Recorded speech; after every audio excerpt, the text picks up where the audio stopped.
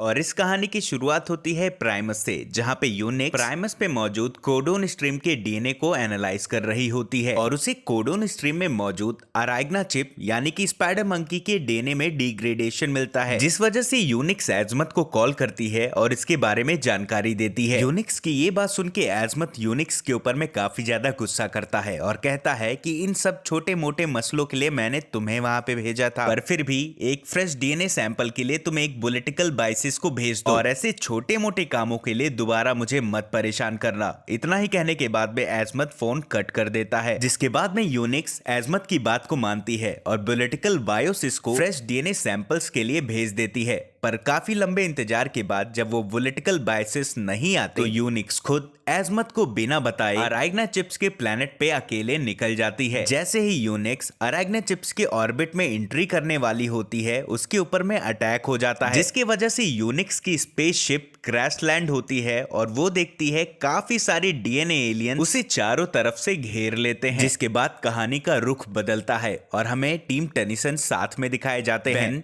Gwen and Kevin से कहता है कि पूरे 2 दिन बीत चुके हैं और हम पर कोई भी हमला नहीं हुआ, और तभी वहां पे सिमियन की एंट्री होती है, जिसे देखने के बाद में टीम टेनिसन उसके ऊपर एम कर लेते हैं। सिमियन अपने पिछली की हुई गलती के लिए माफी मांगता है। टीम टेनिसन सिमियन से बहस करते हैं और कहते हैं कि जो तुमने पास्ट में गलतियां की हैं उसकी माफी तुम्हें इतने आसानी से नहीं मिलने वाली। सिमियन टीम टेनिसन से हाथ जोड़ के माफी मांगता है और कहता है कि हालात अब पहले से बदतर हो चुके हैं, मेरे पास अब दूसरा कोई भी रास्ता नहीं बचा, इसी वजह से मुझे तुम्हारी मदद चाहिए। जिसके बाद में हमें एक फ्लैशबैक दिखाया जाता है बेंटेन एलियन फोर्स के लास्ट एपिसोड का, जहां पर सिमियन डीएनए एलियन के हेडक्वार्टर से कोई कीमती चीज चुरा के निकल जाता है और उस कीमती चीज को अपने प्लेनेट पे ले जाके एक ऐसे क्लाइंट को बेचता है जिसे अनोखे जानवरों को कलेक्ट करने का शौक होता है, जिसके बदले में सिमियन को काफी मोटी रकम मिलती है। और जैसे ही सिमियन वहां से जाने लगता है, उसके चुराए हुए बॉक्स से एक जीनोसाइम निकलता है और उस क्लाइंट के फेस पे जाके चिपक जाता है और देखते देखते पूरा अराइग्ना चिप्स प्लेनेट डीएनए एलियंस में बदल जाता है। और इसी वजह से सिमियन को बेन टेनिसन की हेल्प चाहिए होती है ताकि वो अपने प्लेनेट को बचा पाए। तभी केविन 11 कहता है कि सिमियन की बताई हुई ये स्टोरी पूरी तरीके से फेक है। बेन कहता है कि हाँ, हमें इस पे भरोसा तो नहीं करना चाहिए, पर क्या हम पूरे अराइग्ना चिप्स के प्लेनेट को दांव पे लगा सकते हैं। जिसके बाद में ग्वेन दोनों को सजेशन देती है कि हम वहां पे चल के देख सकते हैं और अगर सिमियन झूठ बोल रहा है तो केविन उसे जो मन चाहे सजा दे सकता है। जिसके बाद में टीम टेनिसन सिमियन के स्पेसशिप के पीछे उसके प्लेनेट अराइग्ना चिप्स पे जाने लगते हैं। ग्वेन केविन से कहती है कि आगे एक इलेक्ट्रोमैग्नेटिक फील्ड है, तो तुम सिमियन पे नजरें गड़ाए रखना। केविन बोलता है कि मेरा पूरा एम सिमियन के ऊपर ही है। और तभी सिमियन टीम टेनिसन को मैसेज देता है डीएनए एलियंस ने डिफेंस सिस्टम को पूरी तरीके से हैक और कब्जा कर लिया है, तो हमें यहाँ पे छुप के जाना पड़ेगा। जिसके बाद टीम टेनिसन एंड सिमियन चोरी छुपे अराइग्ना चिप्स के प्लेनेट पे लैंड हो जाते हैं, जहां पर वो पूरा प्लेनेट बर्फ से ढका हुआ होता है। सिमियन ये देख के हैरान होता है कि अक्सर यहाँ पे ऐसा तो नहीं होता। तभी ग्वेन बताती है कि ये बर्फ वेदर मशीन्स की वजह से होंगी, क्योंकि डीएनए एलियंस को ठंड में रहना पसंद है। जिसके बाद में सिमियन टीम टेनिसन को मिजारू के पैलेस का रास्ता बताता है, मिजारू जिसको सिमियन ने डीएनए एलियन को बेचा था। और जैसे ही टीम टेनिसन आगे बढ़ने लगते हैं, अल्टीमेट्रिक्स के अंदर से एक आवाज आती है, अनजान डीएनए मौजूद है, यूनिट्रिक्स का सिग्नल मिला है। और तभी बेन को ये पता चल जाता है कि यूनिक्स भी इस प्लेनेट पे मौजूद है। केविन 11 सिमियन के ऊपर में शक करता है और पूछता है कि आखिर में ये सब चल क्या रहा है। सिमियन केविन को बताता है कि इन सब के बारे में मुझे कुछ भी नहीं पता। और तभी बेन कहता है कि हम कुछ भी करने से पहले यूनिक्स को ढूंढेंगे। जिसके बाद में बेन अल्टीमेट्रिक्स के हेल्प से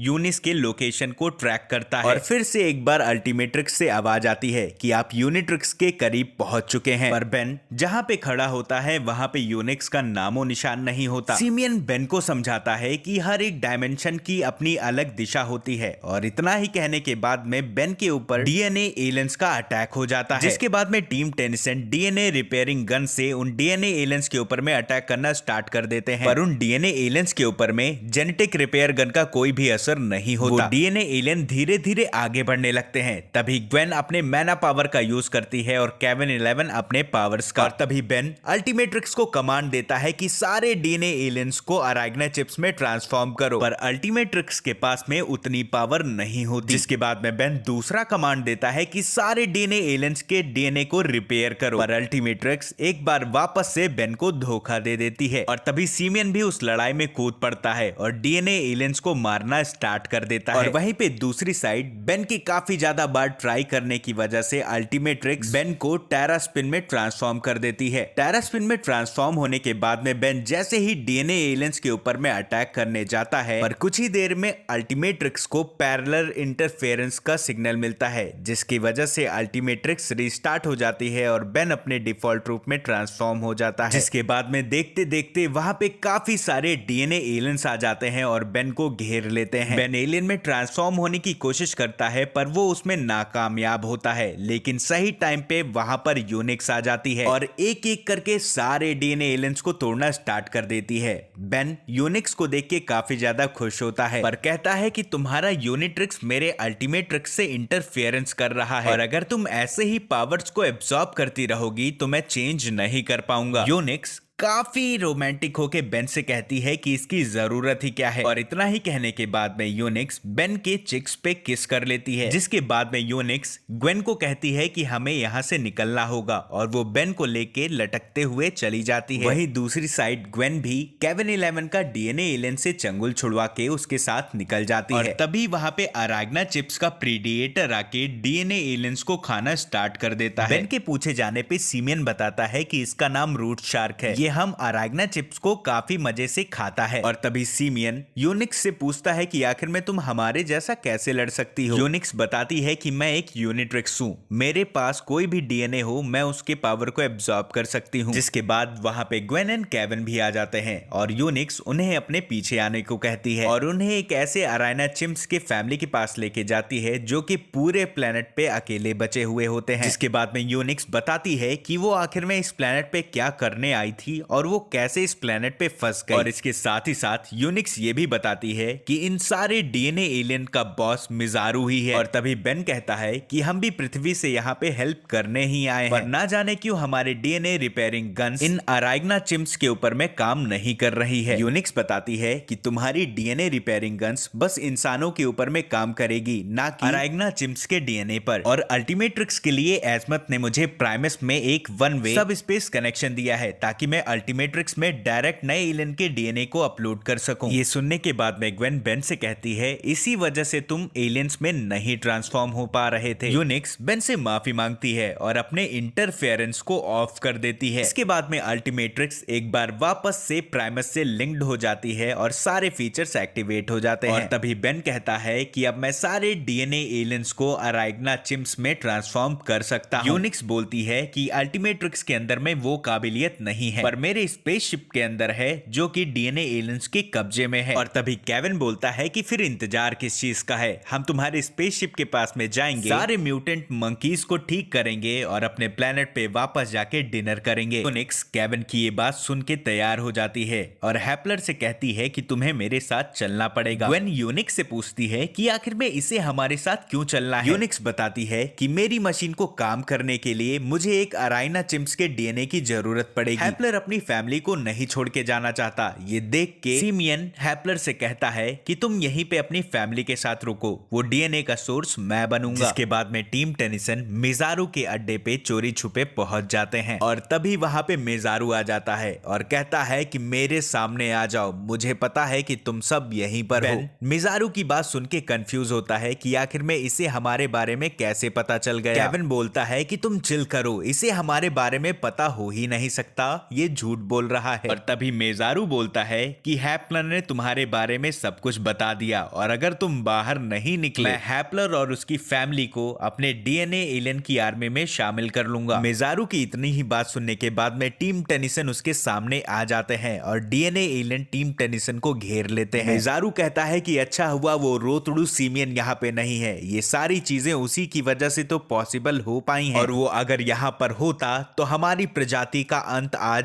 जरूर देखता। और इतना ही कहने के बाद में मेजारू हैपलर की फैमिली को डीएनए एलियन में ट्रांसफॉर्म कर देता है और तभी बेन काफी ज्यादा गुस्सा हो जाता है और कहता है कि हमने सौदा किया था। मेजारू बेन से कहता है कि मेरे पास पावर है और मैं तुम्हारे साथ सौदा निभाऊं ऐसा तुम्हारे पास कुछ भी नहीं। बेन कहता है कि मेरे पास अल्टीमेट्रिक्स है और इतना ही कहने के बाद में वो स्वयं फायर में ट्रांसफॉर्म हो जाता है और डीएनए एलियंस के ऊपर में अपने फायर फ्लेम से अटैक करना स्टार्ट कर देता है। लेकिन तभी ग्वेन अपने मैना पावर से बेन के फायर फ्लेम को रोक देती है और बेन को समझाती है कि अगर तुम ऐसे ही अटैक करते रहे तो पूरा जंगल जल जाएगा। बेन कहता है कि कोई बात नहीं, अब थोड़ा हरियाली फैलाई जाए। और इतना ही कहने के बाद में स्वयं फायर अपने बीज के हेल्प से जंगली बेलों को उगा देता है जिनमें डीएनए एलियंस फंस जाते हैं। वहीं पे दूसरी साइड कुछ डीएनए एलियंस मिलके यूनिक्स को डीएनए एलियन ट्रांसफॉर्मेशन वाले वाटर में फेंक देते हैं। यूनिक्स वहां से निकलने की कोशिश करती है पर वहां पे मौजूद डीएनए एलियंस उस पे अटैक कर देते हैं और यूनिक्स भी डीएनए एलियन में ट्रांसफॉर्म हो जाती है और बेन के ऊपर में अटैक करने लगती है। पर स्वयं फायर यूनिक्स के ऊपर में अटैक नहीं करता और उसे कंट्रोल में लाने की कोशिश करता है। तभी हम देखते हैं कि डीएनए एलियंस की आर्मी धीरे धीरे बढ़ती जा रही है और वो टीम टेनिसन के ऊपर में भारी पड़ने लगते हैं। वहीं पे दूसरी साइड डीएनए एलियंस सीमियन को भी पकड़ लेते हैं और मिजारू के सामने लेके चले जाते हैं। ये देखकर ग्वेन केविन से कहती है कि तुम्हें सीमियन को बचाना पड़ेगा,